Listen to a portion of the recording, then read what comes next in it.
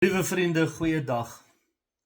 Die geboorte van Jesus Christus roep vir my en van jou vandag terug na die hart van ons geloof.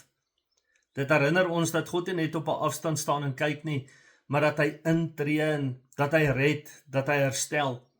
Ek dink in 'n tyd waarin ons leef, waar mense so maklik moeg word, waar finansies druk, waar gesondheid of verhoudings dalk soms so swaar las op jou skouers sit, dan bring Kersfees weer vir my en vir jou daardie eenvoudige, maar ook daai kragtige herinnering, ons is nie alleen nie.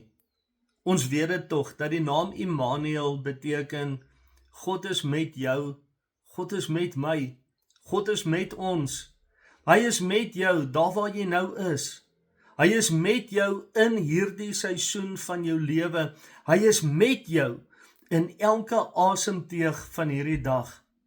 So liewe vriende, te midde van alles wat dalk mag skeef geloop het in 2025, elke uitdaging wat jy moes dra, en ek dink elke gebed waarvoor jy nog steeds wag vir 'n antwoord, verklaar Kersfees weer vir jou, God het jou nie vergeet nie. God is nie klaar met jou nie, en God kies om naby jou te wees.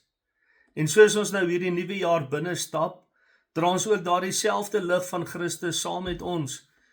Hierdie jaar voor ons is onbekend, ja, verseker, maar dit is nie onseker nie, want ons weet mos die Here gaan voor ons uit, en hy stap elke tree saam met jou.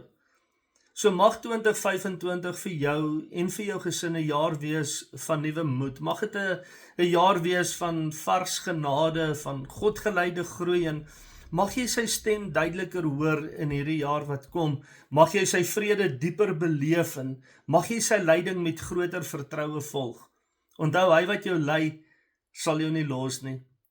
En daarom wil ek vir jou sê 'n geseënde Kersfees, 'n voorspoedige nuwe jaar. En mag Jesus Christus jou rigting bepaal. Mag hy jou krag en jou hoop wees vir elke dag, en elke dag wat kom. Die Here seën u.